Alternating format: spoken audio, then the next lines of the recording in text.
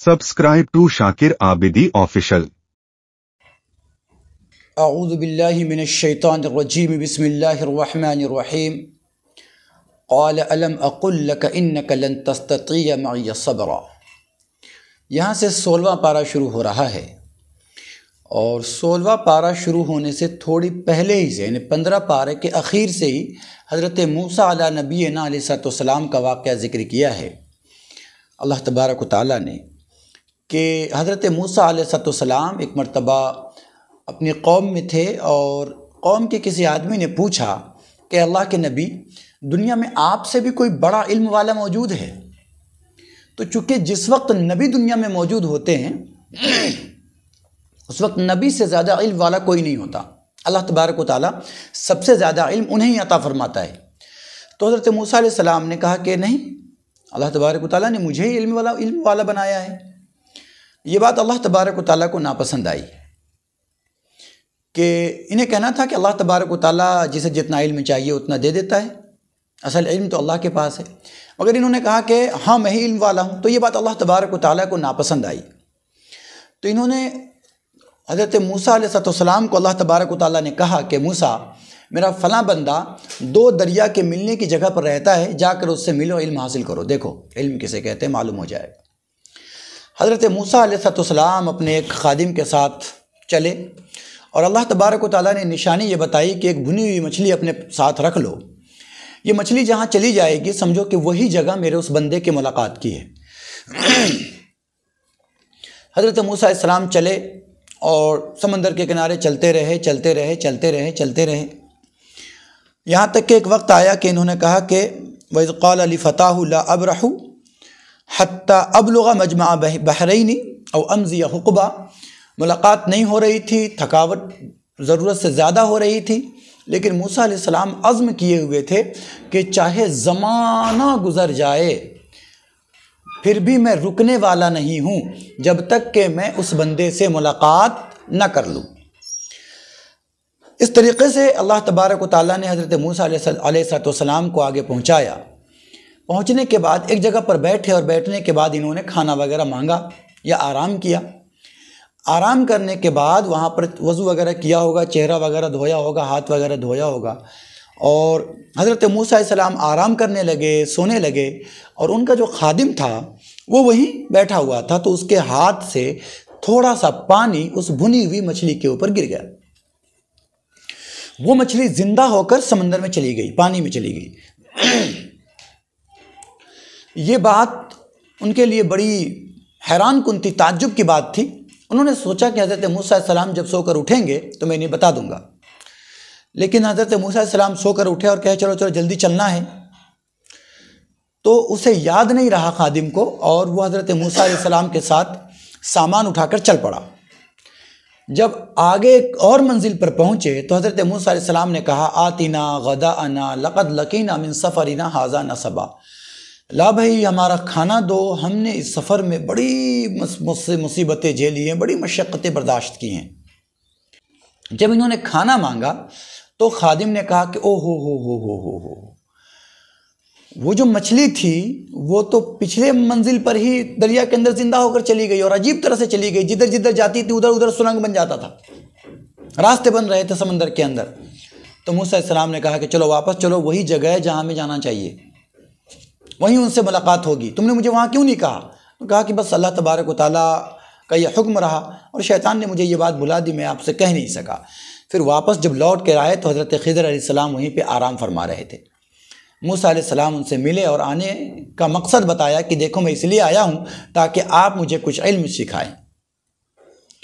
تو حضرت خضر علیہ السلام نے کہا کہ دیکھیں آپ ہمارے ساتھ نہیں رہ سکتے، برداشت نہیں کر سکتے۔ حضرت موسیٰ علیہ السلام نے کہا کہ ایسی کیا بات ہے جو میں برداشت نہیں کر سکتا؟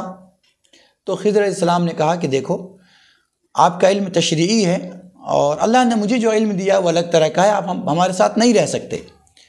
تو حضرت موسیٰ علیہ السلام نے کہا کہ نہیں میں رہ لوں گا، برداشت کر لوں گا۔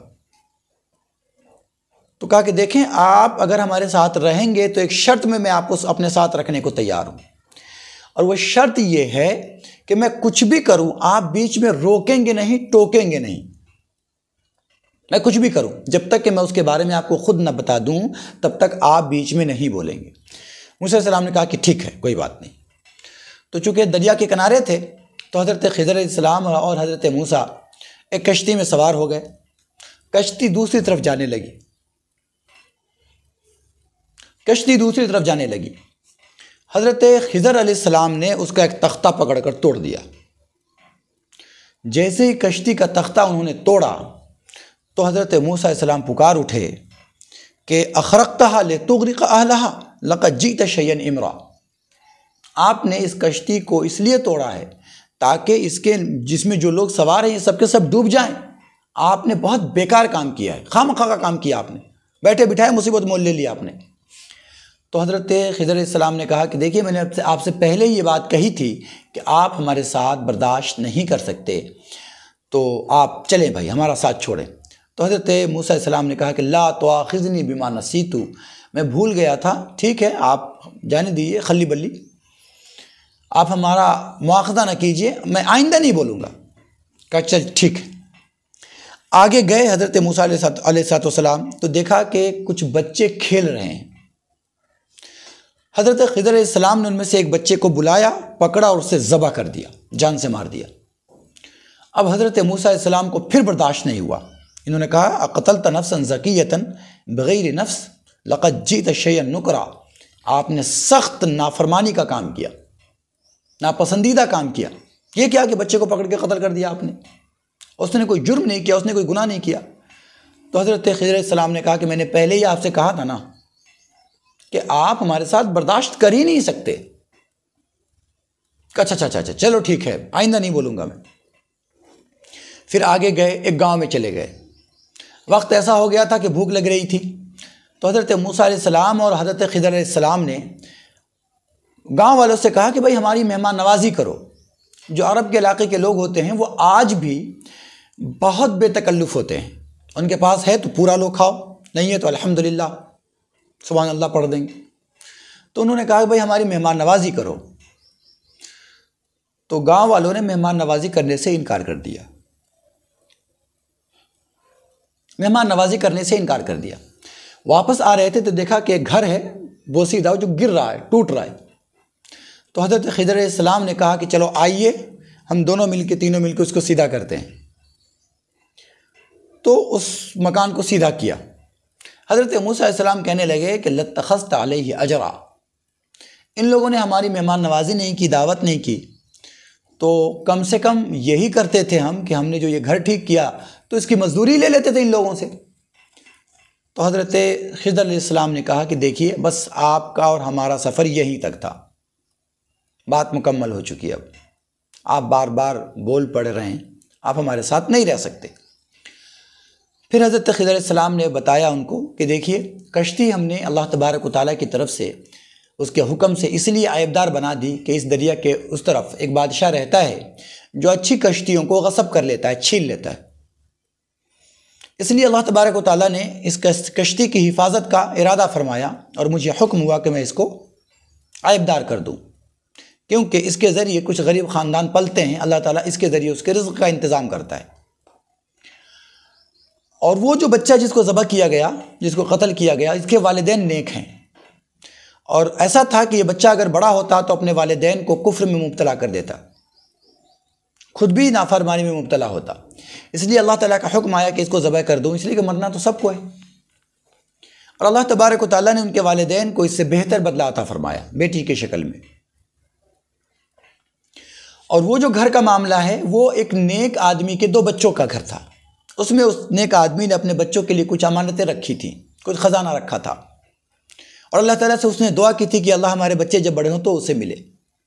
اب وہ گھر گرنے کو قریب تھا، اگر وہ گھر گر جاتا تو اس میں چھپائی ہوئی چیز لوگوں کو دکھ جاتی، اور ایسی صورت میں لوگ اس کو لے لیتے۔ اس لیے اللہ تبارک و تعالیٰ کا یہ حکم ہوا کہ میں اس کو صحیح کر دوں۔ یہاں پر رک کر ایک بات سمجھ لینے کی ہے کہ حضرت موسیٰ علیہ السلام بار بار کہہ رہے ہیں کہ میں اب نہیں بولوں گا، اور پھر بھی بول پڑتے ہیں۔ اس کی وجہ یہ ہے کہ نبی کو شریعت کا علم دیا جاتا ہے، اور نبی کی یہ شان نہیں کہ شریعت کے خلاف کوئی کام کیا جائے اور وہ خاموش رہے۔ اس لیے حضرت خضر علیہ السلام کی طرف سے کچھ بھی ہوتا تھا تو حضرت موسیٰ علیہ السلام بول پڑتے تھے، اور حضرت خضر علیہ السلام کو جو علم دیا گیا تھا تکوینی علم تھا، وہ شریعت کا علم نہیں تھا، یعنی کسی چیز کے ہونے اور نہ ہونے کا علم تھا۔ تو یہ ایک عجیب چیز اللہ تبارک و تعالیٰ نے حضرت موسیٰ علیہ السلام کی کہانی کی شکل میں، ان کے واقعے کی شکل میں ہمیں بتائی، جس کے اندر عبرت بھی ہے اور نصیحت بھی ہے۔ عبرت یہ ہے کہ ایک اہل ایمان کے لیے یہ بات مناسب نہیں کہ اس کے سامنے اگر کوئی غلط کام کیا جا رہا ہو یا غلط بات بولی جا رہی ہو تو وہ حق کو چھپا کر خاموش بیٹھے۔ اس کو چاہیے کہ حق واضح کرے، اسے چاہیے کہ حق کھول کھول کر بیان کر دے۔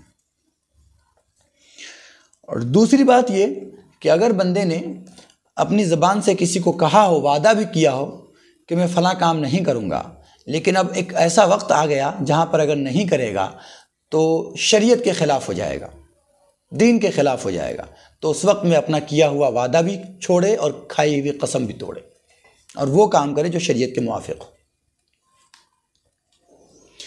آگے اللہ تبارک و تعالیٰ نے ذوالقرنین کا واقعہ ذکر کیا ہے، چونکہ اللہ کے نبی صلی اللہ علیہ وسلم سے کفار مکہ نے یہودیوں سے معلوم کر کے پوچھا تھا، جیسا کہ میں نے پچھلی ایپیسوڈ میں بتایا، 15واں پارے میں نے بتایا کہ ان لوگوں نے 3 سوال کیے تھے۔ اس میں سے ایک سوال یہ تھا کہ ذوالقرنین کون ہے، اس کا کیا واقعہ ہے؟ تو اللہ تبارک و تعالیٰ نے اس کا تذکرہ کیا کہ وَيَسْأَلُونَكَ عَنْ ذِي الْقَرْنَيْنِ، کہ یہ لوگ ذوالقرنین کے بارے میں آپ سے پوچھتے ہیں، معلوم کرتے ہیں۔ تو اللہ تبارک و تعالیٰ نے ان کی تفصیل بتائی کہ یہ وہ اللہ تبارک و تعالیٰ کے نیک بندے تھے جس کو اللہ تبارک و تعالیٰ نے طاقت دی تھی، حکومت دی تھی۔ تو انہوں نے پہلے مغرب کا سفر کیا، یعنی پچھم طرف کا سفر کیا، اور اتنی دور چلے گئے کہ آگے کوئی آبادی نہیں تھی، اور سمندر جیسا تھا، ایسا لگتا تھا کہ گدلا پانی ہے، اور شام میں ایسا لگتا تھا کہ سورج ڈوب نہیں رہا ہے بلکہ اس گدلے پانی میں کیچڑ میں اتر رہا ہے۔ اور پھر اللہ تبارک و تعالیٰ نے ان کو جو طاقت دی تھی، اس طاقت سے انہوں نے مشرق کا سفر کیا، تو ایسی جگہ تک چلے گئے جہاں سے پانی سمندر شروع ہو جاتا ہے، اور آبادی نہیں رہتی، خشکی نہیں رہ جاتی۔ تو وہاں دیکھا کہ سورج جو نکل رہا ہے ایسا لگ رہا ہے کہ سمندر سے نکل رہا۔ پھر اس کے بعد انہوں نے شمال کا یعنی اتر کی طرف کا سفر کیا، وہاں پر انہوں نے قوم کو پایا کہ وہ قوم کپڑا نہیں استعمال کرتی تھی، پہاڑوں کے اندر چھپ کر رہتی تھی، چھتیں نہیں، گھر نہیں بناتی تھی یہ قوم۔ جب حضرت ذوالقرنین وہاں پہنچے تو ان لوگوں نے حضرت ذوالقرنین پہ ایمان بھی قبول کیا، اور ان سے پوچھا بھی کہ بھائی ہمارے اس قریب میں ایک قوم رہتی ہے جس کو یاجوج ماجوج کہتے ہیں، یہ لوگ آتے ہیں اور ہمارے یہاں یہ لوگ تباہی مچا کر چلے جاتے ہیں، تو اگر آپ ہمیں اسے محفوظ کر دیں تو آپ کا بڑا کرم ہوگا۔ یعنی 2 پہاڑ تھے دور دور، ان دونوں کے بیچ میں اگر آپ ایک دیوار بنا دیں تاکہ وہ لوگ اس طرف نہ آ سکیں تو آپ کا بڑا کرم ہوگا، اور آپ اگر کہیں تو ہم جیسے کہیں گے ویسے مدد کرنے کو تیار ہیں۔ تو ذوالقرنین نے کہا کہ نہیں، ہمیں تمہارے روپے پیسے اور سامان کی ضرورت نہیں ہے، ہاں اتنا ہے کہ تم جسم سے ہمیں مدد کرو۔ تو انہوں نے کیا کیا کہ سیسا پلائی ہوئی ایک دیوار بنا دی جس سے وہ لوگ اس طرف نہیں آ سکتے تھے۔ تو اللہ تبارک و تعالیٰ نے ذوالقرنین کا واقعہ تفصیل کے ساتھ ذکر کیا، اور اس کے اندر ذکر کر کے اللہ تبارک و تعالیٰ نے کہا کہ لوگوں سے کہہ دیجئے کہ یہ سب اللہ تبارک و تعالیٰ ہی بتاتا ہے، اور اللہ تبارک و تعالیٰ ستودہ صفات ہے۔ اللہ تبارک و تعالیٰ تعریف کے لائق ہے، اور اس کی تعریف اتنی ہے کہ قُلْ لَوْ كَانَ الْبَحْرُ مِدَادًا لِكَلِمَاتِ رَبِّي لَنَفِدَ الْبَحْرُ، کہ اگر تم پوری دنیا کے سمندر کو اگر روشنائی بنا دو تب بھی اللہ تبارک و تعالیٰ کی تعریف ختم نہیں ہوگی اگر اس سے لکھو گے تو۔ اور یہ ساری باتیں جو مجھے بتاتا ہے یہ وہی رب بتاتا ہے جس نے پیدا کیا ہے اور جس کی تعریف لامحدود ہے۔ آگے پھر نبی اکرم صلی اللہ علیہ وسلم کے اپنے بارے میں اعلان کروایا گیا کہ آپ جو یہ ساری چیزیں بتاتے ہیں اس سے سامنے والے کو، مکہ والوں کو یہ دھوکہ نہ ہو جائے کہ آپ کوئی فرشتے ہیں یا خدا نہ خواستہ آپ ہی خدا ہیں، یہ دھوکہ نہ ہو جائے۔ اس لیے ان لوگوں کو بتائیے کہ میں تمہاری طرح ایک انسان ہوں، میں نہ فرشتہ ہوں اور نہ ہی خدا ہوں، نہ میری عبادت کرنا اور نہ ہی مجھے خدا کا بیٹا ٹھہرانا۔ اس کی اولاد ٹھہرانا۔ میں انسان ہوں اور اللہ تبارک و تعالیٰ نے مجھ پہ فضل کر کے اپنی وحی بھیجی، اپنی وحی نازل فرمائی۔ قل انما انا بشر مثلکم یوحی الی، آپ کہہ دیجئے کہ میں ایک انسان ہی ہوں، فرشتہ بھی نہیں ہوں، خدا بھی نہیں ہوں، اور اللہ تعالیٰ نے مجھ پر اپنا فضل کیا ہے کہ مجھ پر اپنی وحی بھیجتا ہے، اپنی وحی اتارتا ہے۔ آگے اللہ تبارک و تعالیٰ نے اپنی ملاقات کا تذکرہ کیا ہے، فمن کان یرجو لقاء ربہ فلیعمل عملا صالحا۔ تو اے لوگو، وہ اللہ جس کی تعریف ختم ہی نہیں ہو سکتی، سارے سمندر کو اگر روشنائی بنا کر جس اللہ کی تعریف لکھی جائے تو اللہ کی تعریف ختم نہیں ہوگی اور سمندر کے سارے پانی ختم ہو جائیں گے۔ دنیا کے سارے درختوں کو اگر قلم بنا دیا جائے اور اس قلم سے اللہ تبارک و تعالیٰ کی تعریف لکھی جائے تو وہ تعریف ختم نہ ہو، سارے دنیا کے درخت ختم ہو جائے۔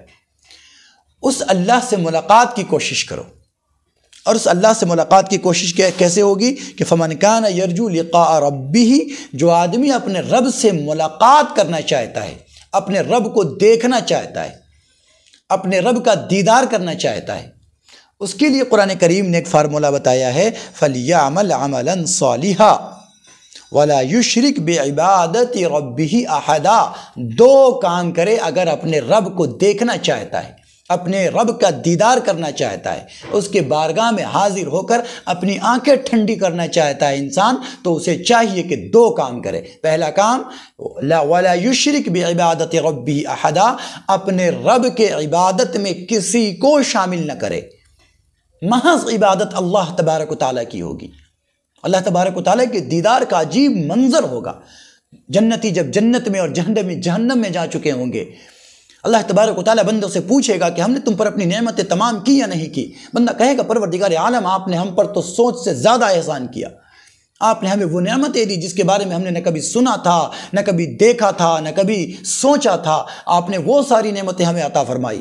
جنتیوں تمہیں اور کچھ چاہیے؟ پروردگار عالم آپ نے اپنی رضا عطا فرما دی، ہمیں کچھ بھی نہیں چاہیے۔ اللہ تبارک و تعالیٰ کہیں گے کہ سنو، میں تم سے راضی ہوتا ہوں اور سب سے بڑی نعمت جو جنت کی ہوگی وہ میں تمہیں عطا فرماتا ہوں۔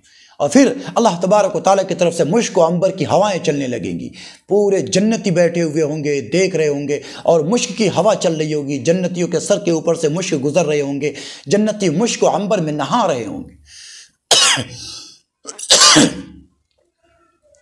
ہر جنتی ایک دوسرے کو دیکھ رہا ہوگا، عش عش کر رہا ہوگا کہ آخر کیا ہونے والا ہے، کہ پوری جنت کا ماحول معطر کر دیا گیا ہے، ہر چیز معطر کر دی گئی ہے، ہر چیز پر نکھار آ گیا ہے، ہر چیز سجا دی گئی ہے، ہر چیز بالکل ایک دم نئی نویلی نظر آ رہی ہے۔ آخر ہونے کیا والا ہے کہ اللہ تبارک و تعالیٰ کی طرف سے اعلان ہوگا کہ میرے بندو آؤ میرا دیدار کرو، آؤ مجھے دیکھو، آؤ مجھے دیکھ کر اپنی آنکھیں ٹھنڈی کرو۔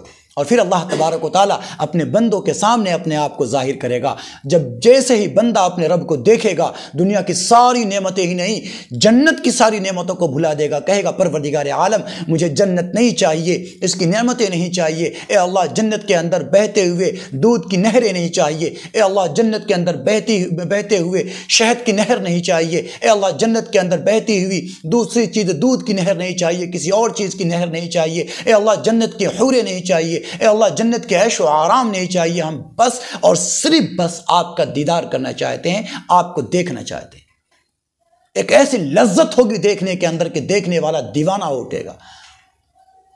وہ خالق جس نے دنیا کے انسانوں کو پیدا کیا کہ ایک آدمی کو دیکھ کر انسان کے ہوش اڑنے لگتے ہیں، لوگ اس کی محبت میں پاگل ہونے لگتا ہے، لوگ اس کی محبت میں اپنی جان دینے لگتا ہے، انسان اس کی محبت میں گھر بار چھوڑ دیتا ہے، والدین سے بغاوت کر لیتا ہے، سوسائٹی اور معاشرے سے پنگا لے لیتا ہے۔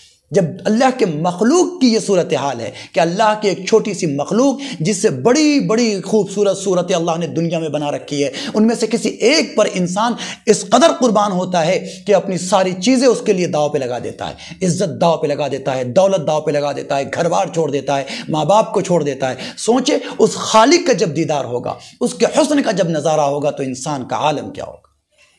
صحابہ نے پوچھا ہے اللہ کے نبی اتنے سارے لوگ ہوں گے، اللہ تعالیٰ کو دیکھنے میں تکلیف نہیں ہوگی؟ بھیڑ میں کیسے دیکھیں گے؟ سرکار مدینہ صلی اللہ علیہ وسلم نے ارشاد فرمایا کہ بتاؤ کہ تم میں سے کوئی آدمی 14ویں کی رات میں اگر چاند کو دیکھنا چاہے تو پوری دنیا کے لوگ ایک بار دیکھ رہے ہوں، کیا کسی کو دیکھنے میں کوئی تکلیف ہوتی ہے؟ صحابہ نے کہا اللہ کے نبی نہیں، ہر آدمی برابر دیکھتا ہے۔ کہ اسی طرح جب رب کا دیدار ہوگا، جب اللہ تبارک و تعالیٰ اپنے آپ کو ہم گنہگاروں پہ، اپنے انسانوں پہ جب ظاہر کرے گا، تو اس وقت میں اللہ تبارک و تعالیٰ کو دیکھنے میں انسانوں کو کوئی تکلیف نہیں ہوگی۔ اس کے لیے دو کام کرنا ہے، وہ حسن جس نے دنیا کے تمام حسنوں کو پیدا کیا، اللہ کی وہ ذات جس نے ہمیں بنایا، آپ کو بنایا، جس نے دنیا میں ایسی ایسی خوبصورتیاں پیدا کی کہ جسے دیکھ کر انسان مبہوت رہ جاتا ہے، ششدر و حیران رہ جاتا ہے۔ اسے اگر آپ دیکھنا چاہتے ہیں تو اللہ نے صرف دو کام بتائیں، صرف دو کام۔ وہ دو کام کیا؟ اللہ تشرک بعبادت ربہ احدا، آپ اپنے رب کے ساتھ کسی کو عبادت میں شریک نہ کریں، بالکل نہیں۔ عبادت صرف اللہ کی ہوگی، زندگی دینے والی ذات اللہ کی، تو لینے والی بھی وہی ہے، لہذا سر اسی کے سامنے ہمارا جھکے گا۔ ہم مانگے تو اسی سے مانگے، عبادت کرے تو اسی کی کرے، اس کے علاوہ کسی کی طرف دیکھنے کی ضرورت ہی نہیں ہے۔ محمد رسول اللہ صلی اللہ علیہ وسلم کے بتائے ہوئے طریقے سے ہم رب کی عبادت کریں، اس کے علاوہ اس کی ذات میں کسی کو شریک ٹھہرانا ہی نہیں۔ اور دوسری چیز فَلْيَعْمَلْ عَمَلًا صَالِحًا، اس کو چاہیے کہ اپنی زندگی محمد رسول اللہ صلی اللہ علیہ وسلم کے قدموں میں بچھا دے، عمل صالح کرے۔ عمل صالح کسے کہتے ہیں؟ ہر نیکی کا کام عمل صالح نہیں ہوا کرتا، یاد کر لیں آپ۔ ہم یہ سمجھتے ہیں کہ کوئی بھی نیکی کا کام کرے گا وہ عمل صالح ہو جائے گا، نہیں۔ کافر لوگ بھی ہاسپٹلز بنواتے ہیں، وہ بھی لوگوں کو کھانا کھلاتے ہیں، وہ بھی لوگوں کو کپڑے پہناتے ہیں، وہ بھی اندھوں کے کام آتے ہیں، وہ بھی اپاہجوں کے کام آتے ہیں، اپنی جان سے، اپنے مال سے، لیکن کیا اس کا یہ عمل صالح ہے؟ نہیں۔ ہر نیک کام عمل صالح نہیں ہوتا۔ پھر عمل صالح کون سا عمل ہے؟ اس کے لیے 3 شرطیں ہیں۔ کسی بھی کام کے عمل صالح بننے کے لیے جس عمل کی بنیاد پر اپنے رب کا دیدار کر سکے بندہ، اس کے لیے 3 شرطیں ہیں۔ عقیدے کا صحیح ہونا، اللہ کے سوا کسی کو بھی عبادت کے لائق نہ سمجھتا ہو، اللہ نے جن چیزوں پر ایمان رکھنے کے لیے کہا ہے اس پر ایمان رکھتا ہو، لہذا کافر وہ کتنی بھی عبادت کر لے، اللہ تبارک و تعالیٰ کے یہاں اس کی عبادت قابل قبول نہیں ہے۔ اور اس کی میں ایک مثال دیا کرتا ہوں، وہ مثال یہ ہے کہ اگر کوئی دیش دروہی آدمی ہاسپٹلز بنوائے، کالجز بنوائے، رفاہی کام کرے، ان سارے کاموں کے باوجود وہ اگر دیش دروہی ہے، اگر وہ اینٹی نیشن ہے، تو ایسے آدمی کا کوئی بھی کام ایکسیپٹیبل نہیں ہے گورنمنٹ کی نظر میں۔ گورنمنٹ کی نظر میں وہ آتنکوادی ہے، دیش دروہی ہے، اسے پکڑا جائے گا، سزا دی جائے گی۔ ایسے ہی اگر اللہ کو نہیں مانتا ہے بندہ، تو ایسی صورت میں اس کا کوئی بھی عمل قابل قبول بولے نہیں ہے۔ دوسری چیز کہ نیت کا ٹھیک ہونا۔ ہر عمل صالح ہو یہ ضروری نہیں ہے، ایمان والا ہے، عمل کر رہا ہے، لیکن یہ عمل اس کو اللہ کا دیدار کرا دے ضروری نہیں ہے، اس میں نیت کا ٹھیک ہونا ضروری ہے۔ ہم نے مسجد بنوائی، خیال یہ ہے لوگ ہمیں کہیں میں نے مسجد بنوائی ہے، اللہ تبارک و تعالیٰ کہے گا کہ تمہاری مسجد کی ہمیں کوئی ضرورت نہیں ہے۔ بندہ حج کرنے کو گیا، دل میں یہ خیال ہے کہ پورے محلے والے ہمیں حاجی صاحب کہیں۔ اب ایک پٹھان تھے، حج کرنے کے لیے گئے، وہاں سے واپس آئے تو ایک دکان پر پہنچے جہاں سے یہ ادھار لیا کرتے تھے، سودا سلف۔ تو پہنچتے ہی کہا بھائی وہ میری ڈائری نکالو جس پہ میرا خرچہ ہے، میرا قرضہ جس پہ لکھے ہوئے ہو۔ دکاندار بڑا خوش ہو گیا کہ لگتا ہے کہ حاجی صاحب، یہ پٹھان صاحب جو حج کر کے آئے ہیں، خان صاحب آج تو پورا کا پورا ادا کر ہی دیں گے۔ کہا نکالا، کہا کتنا ہے؟ کہا اتنا ہے، دے رہے نا، کٹ کر دوں؟ کہا نہیں، نام کے ساتھ لکھو حاجی، حاجی بڑھا لو، سمیع اللہ نام ہے تو حاجی سمیع اللہ لکھ دو، میں نے حج کر لیا ہے۔ تو جا رہے ہیں حج کرنے کو، جا تو رہے ہیں اللہ کے گھر میں، ہے تو عمل نیک، لیکن عمل صالح نہیں ہے اگر اللہ کے لیے حج کرنے کے لیے نہیں گئے۔ ہم نے کسی کو مال دیا، کسی کی مدد کی، مگر یہ عمل صالح اس وقت ہوگا جس وقت ہم اللہ کی رضا کے لیے خالص نیت کے ساتھ کریں گے۔ تو 3 شرطیں، پہلی شرط عقیدے کا صحیح ہونا، دوسری شرط کہ نیت کا صحیح ہونا، اور تیسری شرط عمل صالح کے لیے کہ وہ عمل محمد رسول اللہ صلی اللہ علیہ وسلم کے طریقے کے مطابق ہو۔ ہم اپنی طرف سے کوئی طریقہ اگر بنا لیں تو وہ لاکھ کچھ کرتے رہیں، عمل صالح نہیں ہو سکتا۔ اللہ کے یہاں تو وہی کاپی، وہی زیروکس، وہی فوٹو اسٹیٹ چلے گا جو محمد رسول اللہ صلی اللہ علیہ وسلم کو کر کے لایا گیا ہوگا۔ آپ صلی اللہ علیہ وسلم کے علاوہ اگر کوئی عمل لے کر آتا ہے تو قابل قبول نہیں ہوگا۔ 3 رکعت نماز ہے مغرب میں، اللہ کے نبی کا طریقہ ہے کہ بھائی نیت باندھے بندہ نماز پڑھے، وہ نیت ہی نہ باندھے اور اٹھا بیٹھی کر لے، اللہ کے نبی کے سنت کے خلاف اس نے نماز پڑھی، اللہ کے نبی کے طریقے کے خلاف نماز پڑھی، نماز قابل قبول نہیں۔ کوئی بھی عمل جو اللہ کے عمل صالح بنے گا اس کے لیے ضروری ہے کہ اس میں اللہ کے نبی کا طریقہ شامل ہو۔ فمن کان یرجو لقاء ربہ فلیعمل عملا صالحا، تو تم میں سے جو آدمی یہ چاہتا ہے، جو یہ امید رکھتا ہے کہ اپنے رب کا دیدار کرے، اسے چاہیے کہ 2 کام کرے۔ پہلا کام یہ کہ اللہ کی ذات کے ساتھ کسی کو شریک نہ کرے، دوسرا کام یہ کہ وہ عمل صالح کرے، اور عمل صالح یہ ہے کہ ایک عقیدہ اس کا درست ہو اور اللہ کے علاوہ کسی کو عبادت کے لائق نہ سمجھتا ہو، یہ عقیدہ رکھنے والا ہو، یعنی ایمان والا ہو۔ دوسرے کہ اس کی نیت درست ہو، اور نیت کے اندر اگر ریاکاری ہوگی تو وہ عمل صالح نہیں ہوگا، بھلے ہی وہ نیک کام کر رہا ہو۔ اور تیسرے یہ کہ وہ کام محمد الرسول اللہ صلی اللہ علیہ وسلم کے سنت کے مطابق۔ آگے اللہ تبارک و تعالیٰ نے حضرت مریم کا تذکرہ کیا ہے، وَاذْكُرْ فِي الْكِتَابِ مریم، کہ مریم السلام کا تذکرہ کیجئے کہ اس کے اندر اللہ تبارک و تعالیٰ نے لوگوں کے لیے بڑی نشانیاں رکھی ہیں۔ نشانیاں اس طریقے پر ہے کہ حضرت مریم علیہ السلام جب بیت المقدس کے اندر تھی تو ان کے یہاں بے موسم پھل آ جایا کرتا تھا، اور بے موسم پھل آتا تھا تو حضرت زکریا علیہ السلام نے دیکھا کہ بے موسم پھل ان کے پاس آ جاتا ہے، تو انہوں نے پوچھا کہ تمہارے پاس کہاں سے آتا ہے بیٹی؟ تو انہوں نے کہا کہ ہاں، کہ یہ جو کچھ بھی ہے یہ اللہ تبارک و تعالیٰ کی طرف سے ہے۔ کہا اچھا۔ تو پھر ان کو خیال آیا، چونکہ حضرت زکریا کو بھی کوئی اولاد نہیں تھی، تو انہیں یہ خیال آیا کہ جب اللہ تبارک و تعالیٰ بے موسم کے پھل دے سکتا ہے تو پھر بنا عمر کے اولاد کیوں نہیں دے سکتا؟ لہذا اللہ تعالیٰ سے دعا کی تو اللہ تبارک و تعالیٰ نے ان کو اولاد بھی عطا فرمائی۔ اور حضرت مریم علیہ السلام کے ساتھ معاملہ یہ ہوا کہ ایک وقت آیا کہ اللہ تبارک و تعالیٰ کی طرف سے یہ حاملہ ہو گئی، پریگننٹ ہو گئی، فرشتے نے آ کر ان کو پھونک ماری اور وہ پریگننٹ ہو گئی۔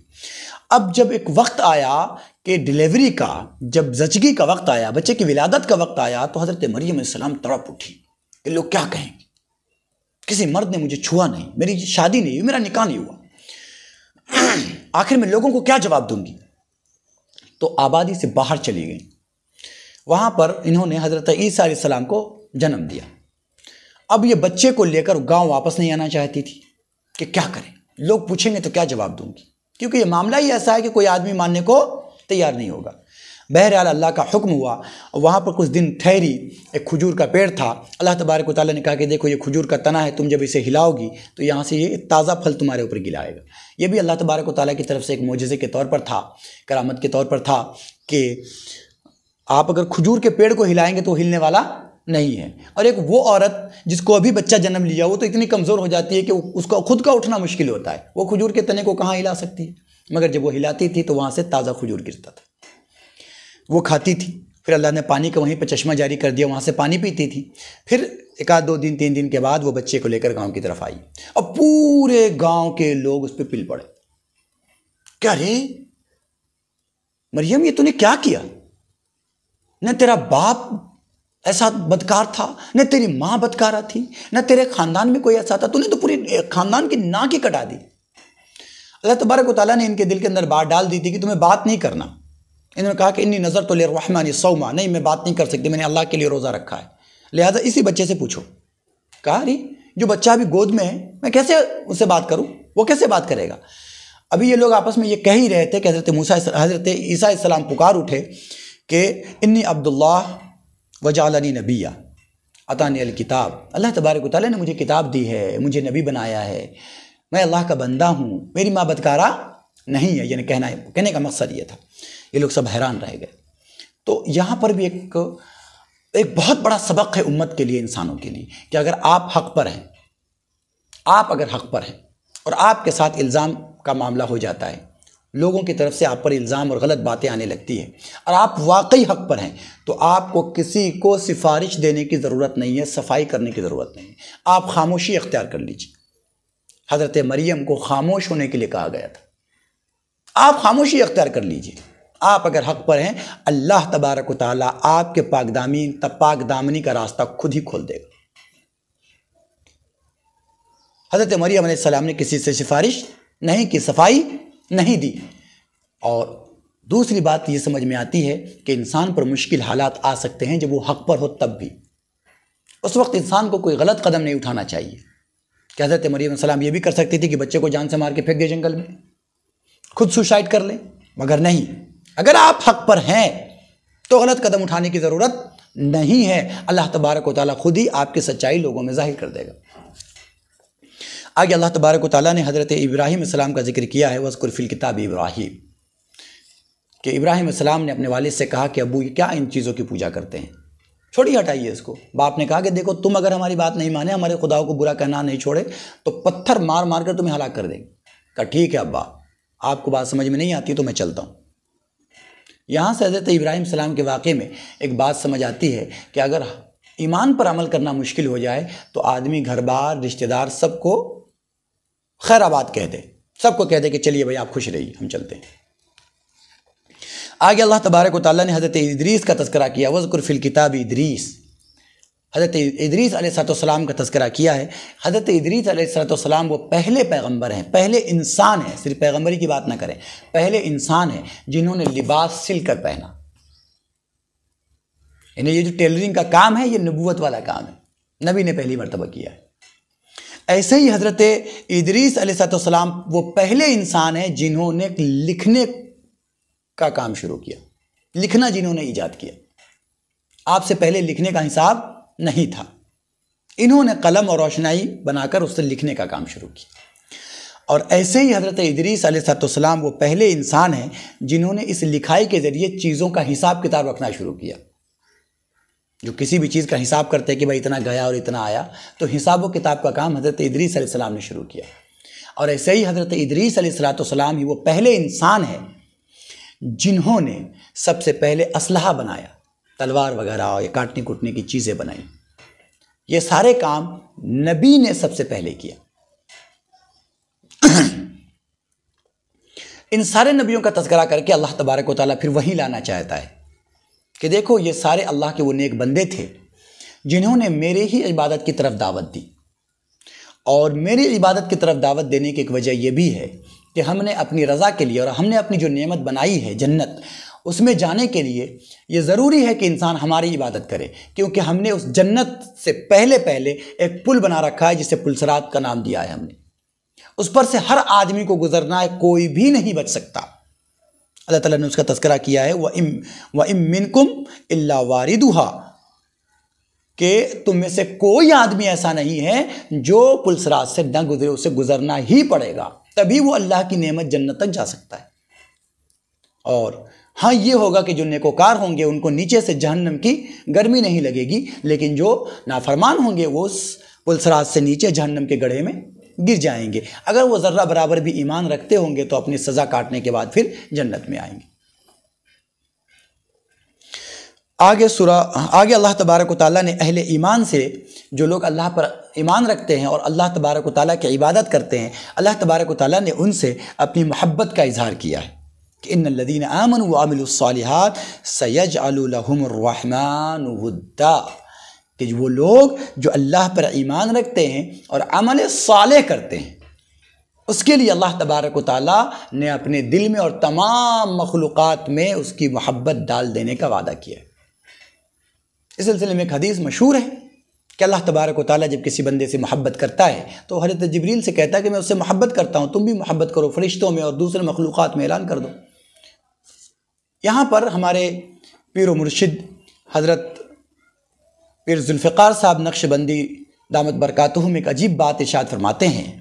وہ کہتے ہیں کہ بندے سے دوسرے لوگ اتنا ہی محبت کرتا ہے، انسان سے دوسرے انسان اتنی ہی محبت کرتے ہیں جتنی محبت وہ اللہ سے کرتا ہے.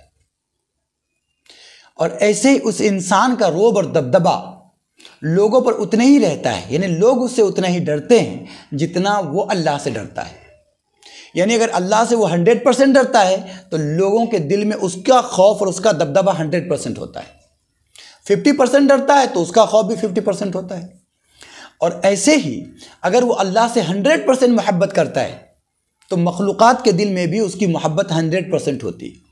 اللہ سے اگر وہ 50% محبت کرتا ہے، 50% دنیا کی محبت ہے، تو لوگوں کے دلوں میں بھی اس کی محبت 50% ہوتی ہے. اگر وہ 20% اللہ سے محبت کرتا ہے تو لوگوں کے دلوں میں بھی اس کی محبت 20% ہوتی ہے.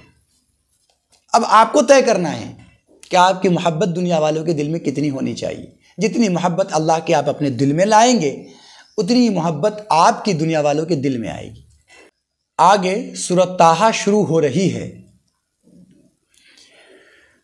اور اس کے شروع ہی میں اللہ تبارک و تعالیٰ نے ایک بات کہی ہے، وَمَا أَنزَلْنَا عَلَيْكَ الْقُرْآنَ لِتَشْقَىٰ، کہ نبی صلی اللہ علیہ وسلم ہم نے یہ قرآن اس لیے نازل نہیں کیا کہ آپ کے لیے مشکل ہو جائے. آپ صلی اللہ علیہ وسلم رات رات بھر قرآن کریم کی تلاوت نمازوں میں اور ایسے کیا کرتے تھے. اللہ تبارک و تعالیٰ نے منع فرمایا کہ آپ کو ایسا کرنے کی ضرورت نہیں ہے. قرآن کریم کے نازل کرنے کا یہ مقصد بالکل نہیں ہے کہ آپ اپنے لیے اس کو مشقت سمجھنے لگیں. لہذا آپ تھوڑی دیر عبادت بھی کیجئے اور تھوڑا آرام بھی فرما لیا کیجئے. اس آیت کے بعد نبی اکرم صلی اللہ علیہ وسلم عشاء کے بعد سو جاتے تھے اور پھر تہجد میں اٹھ کر تہجد پڑھا کرتے تھے.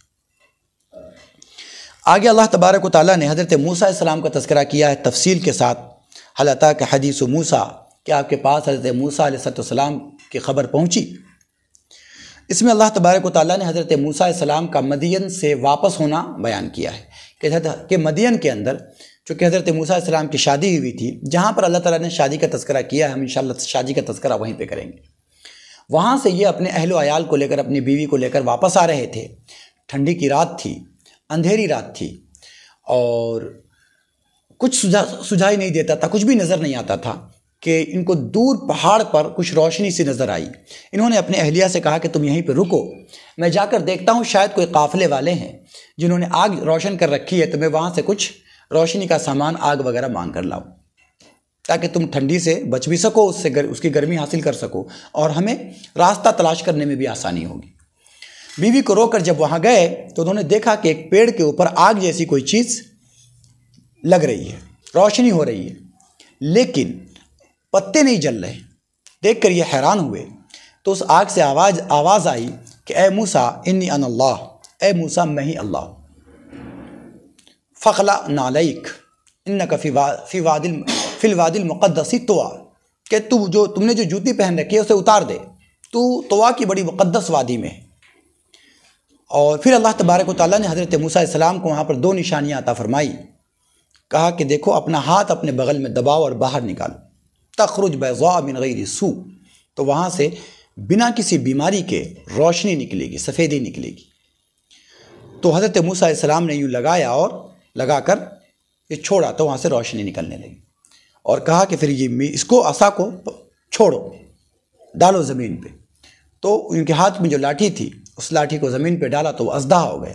کہا اس کو پکڑ لو، اس کو پکڑ لیا حضرت موسیٰ علیہ السلام نے. تو یہ 2 نشانیاں اللہ تبارک و تعالیٰ نے حضرت موسیٰ علیہ السلام کو عنایت فرمائی. اور پھر انہیں یہ حکم ہوا کہ فرعون کے پاس جاؤ، جانے کے بعد اسے میرا پیغام سناؤ. جب حضرت موسیٰ علیہ السلام اس کے پاس پہنچے تو اس نے کہا کہ بھائی تم نبی ہو، یہ کیسے مان لے ہم؟ تو کہا کہ اللہ نے ہمیں معجزات دیے ہیں. عصا چھوڑا تو اس میں سے وہ سانپ بن کر دوڑنے لگا، تو کہا کہ یہ تو جادو ہے. پھر اس نے ایک دن متعین کیا مقابلے کا، پورے مصر کے جادوگروں کو بلایا. پھر بلانے کے بعد سب لوگ آئے اور آنے کے بعد ان لوگوں نے کہا کہ بھائی ہم تو غالب ہوں گے ہی ہوں گے کیونکہ ہم جادو کے امام ہیں. تو حضرت موسیٰ علیہ السلام سے ان لوگوں نے کہا کہ بھائی آپ پہلے رکھیں گے یا ہم پہلے شروع کریں؟ حضرت موسیٰ علیہ السلام نے کہا کہ آپ ہی شروع کریں. ان لوگوں نے اپنی رسی اور لاٹھی زمین پہ ڈالی تو پورا میدان سانپوں سے بھر گیا. سارے لوگ گھبرانے لگے، حضرت موسیٰ علیہ السلام بھی دل میں گھبرانے لگے. اور یہ بات ممکن ہے، ہو سکتی ہے. پھر اللہ تبارک و تعالیٰ نے حضرت موسیٰ علیہ السلام کو یہ حکم دیا کہ اس کو آپ لاٹھی کو ڈالو زمین پہ. پھر دیکھو تماشا، انہوں نے اپنا عصا اس لاٹھی کو زمین پہ ڈالا، ڈالتے ہی یہ بڑا سا اژدہا بن گیا. اور اژدہا بن کے چھوٹے سانپ کی طرح جو بہت تیزی کے ساتھ حرکت کرتا ہے اس کے طرح پورے میدان پھرنے لگا. اور جتنے جادوگروں کے وہ جو جادو سے سانپ نظر آ رہے تھے وہ ساروں کو نگل گئے. سارے کے سارے جادوگر سجدے میں گر پڑے۔ یہاں پر ایک بات سمجھ لینے کی ہے کہ جادو میں اور معجزے میں یا جادو میں اور کرامت میں فرق ہے۔ یہ بات بہت امپورٹنٹ ہے سمجھ لینے کی کہ جادو سے کسی چیز کو فیل کرایا جا سکتا ہے، اس کی حقیقت نہیں بدلی جا سکتی، اور معجزے اور کرامت سے اس کی حقیقت بدل جاتی ہے۔ جیسے کسی جادوگر نے اگر مٹی کا ڈھلا اٹھا کے دیا اور سونے کا نظر آ رہا ہے تو وہ سونا نہیں ہے، ہمیں فیل ہو رہا ہے ایسا۔ لیکن اگر کوئی اللہ کا ولی یا نبی اگر اٹھا کر دے اور کہے کہ سونا ہے اور وہ سونا نظر آنے لگے تو وہ حقیقت میں سونا ہو جائے گا۔ تو جادوگر نے جب دیکھا کہ یہ جو ہم لوگ کر رہے ہیں یہ ہم لوگوں کو فیل کرا رہے ہیں، حقیقت میں یہ لکڑی اور رسی ہے، لیکن موسیٰ علیہ السلام نے جب چھوڑا تو ان لوگوں نے دیکھا کہ یہ حقیقت میں سانپ ہے، یہ ہم فیل نہیں کر رہے ہیں، یہ حقیقت میں سانپ ہے۔ تو انہیں سمجھ آ گئی یہ بات کہ یہ نبی ہے، یہ کوئی جادوگر نہیں ہے، اس لیے فوراً اس نے کیا کیا، سارے کے سارے جادوگروں نے ایمان قبول کر لیا۔ آگے اللہ تبارک و تعالیٰ نے انسان کی تخلیق کا تذکرہ کیا ہے اور کہا ہے کہ منہا خلقناکم وفیہا نعیدکم ومنہا نخرجکم تارۃ اخری، کہ ہم نے تم کو اسی مٹی سے پیدا کیا ہے اور اسی میں تمہیں دوبارہ دفن کریں گے اور اسی سے تمہیں دوبارہ نکالیں گے۔ اس سے پتہ چلتا ہے کہ انسان جس جگہ کی مٹی سے پیدا کیا گیا اسی جگہ کی مٹی میں دفن کیا جائے گا۔ یہاں پر اللہ کے نبی صلی اللہ علیہ وسلم کی ایک حدیث یاد آ رہی ہے، حضور نے ارشاد فرمایا خلقت انا و ابو بکر و عمر من طینۃ واحدہ، کہ مجھے اور ابو بکر کو اور عمر کو ایک ہی مٹی سے پیدا کیا گیا ہے۔ یہی وجہ ہے کہ محمد رسول اللہ صلی اللہ علیہ وسلم اور حضرت ابو بکر صدیق رضی اللہ تعالیٰ عنہ اور حضرت عمر فاروق رضی اللہ تعالیٰ عنہ ایک ہی جگہ پر مدفون ہیں، ایک ہی جگہ پر تینوں حضرات کے قبریں ہیں۔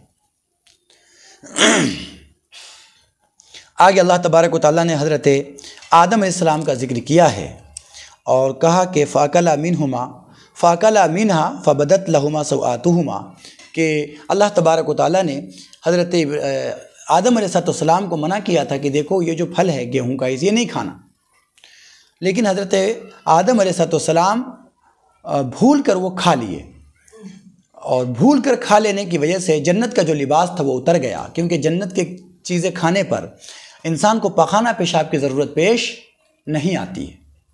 یہاں پر وہ سوال بھی حل ہوا کہ ہم جو کہتے ہیں، جو ہمارا عقیدہ ہے کہ حضرت عیسیٰ علیہ السلام آسمان پر اٹھا لیے گئے، تو جو لوگ حضرت عیسیٰ علیہ السلام کے حیات کے منکر ہیں وہ یہ کہتے ہیں کہ اتنے دن سے جو حضرت عیسیٰ علیہ السلام جنت میں ہے تو سب جگہ پخانہ کر کر کے گندہ کر دیا ہوگا۔ استغفر اللہ من ذالک۔ جواب یہی ہے کہ جنت کی غذا میں انسان کو پخانہ پیشاب بولو نہیں آنے والا۔ کیوں؟ کہ جنت کی غذا جو ہضم ہوگی اس کے بارے میں حدیث میں آتا ہے کہ انسان کو ڈکار آئے گی، اور ڈکار بھی ایسی نہیں جو کھٹی ہو، بلکہ ڈکار ایسی آئے گی جو میٹھی ہو، مشک کی خوشبو آئے گی اس سے، اور اس سے وہ سارا کا سارا کھانا ہضم ہو جائے گا۔ چونکہ دنیا ویسٹ جگہ ہے، اس لیے یہاں جب ہم کھاتے ہیں تو اس سے ویسٹ چیز باہر ہوتی۔ جنت کی ساری نعمتیں بالکل سٹیک ہیں، اس میں سے کوئی بھی چیز ویسٹ ہونے والی نہیں ہے، اس لیے وہاں کے نعمت کھانے پر پخانہ پیشاب نہیں۔ تو دنیا کا ایک پھل وہاں موجود تھا، حضرت آدم علیہ السلام نے کھا لیا، اب انہیں پخانہ پیشاب کی ضرورت پیش آئی، لہٰذا ان کا لباس اتر گیا، انہوں نے جنت کے پتوں سے جسم چھپایا اور ان کو دنیا میں پھینک دیا گیا۔ پھر حضرت آدم علیہ السلام نے اللہ تعالیٰ سے توبہ کی، دعا مانگی، اللہ تعالیٰ نے اس دعا کو قبول کیا اور کہا کہ اس دنیا میں تمہیں تھوڑے دن اب تو رہنا ہی پڑے گا، اور پھر اس کے بعد یہاں تم جب آ گئے ہو تو واپس آ کے ہمارے پاس وہاں کتنے دن کیسے گزارا اس کا حساب دینا، اور پھر ہم تمہیں دوبارہ جنت میں داخل کر دیں گے۔ آگے اللہ تبارک و تعالیٰ نے اسی کا تذکرہ کرتے ہوئے کہا کہ دیکھو تم جو دنیا کے اندر آئے ہو تو دنیا سے دل نہ لگا بیٹھنا، اس لیے کہ دنیا میں تم آئے نہیں ہو، دھکا دے کر بھیجے گئے ہو۔ اب ظاہر بات ہے جو آدمی کہیں پر دھکا دے کر بھیجا جائے وہاں پہ اگر دل لگا لے تو یہ تو بہت عجیب سی بات ہوئی۔ اللہ تبارک و تعالیٰ نے کہا وَلَا تَمُدَّنَّ عَيْنَيْكَ إِلَىٰ مَا مَتَّعْنَا بِهِ أَزْوَاجًا مِّنْهُمْ زَهْرَةَ الْحَيَاةِ الدُّنْيَا، کہ یہ جو دنیا کے اندر کافروں کو، یہ نافرمانوں کو ہم نے مال و دولت اور عیش و آرام دے رکھا ہے، اس پر نظر نہیں ڈالنا، اس لیے کہ اس پر جب نظر ڈالو گے تو تمہارا دل دنیا سے لگے گا اور تمہارا ٹھکانہ اصل میں دنیا نہیں جنت ہے. اس لیے دنیا سے دل لگانے کی ضرورت نہیں ہے، دنیا میں رہ کر جنت کمانے کی ضرورت ہے. اللہ تبارک و تعالی ہم سب کو عمل صالح کر کے جنت کمانے کی توفیق عطا فرمائے. Subscribe to Shakir Abidi Official.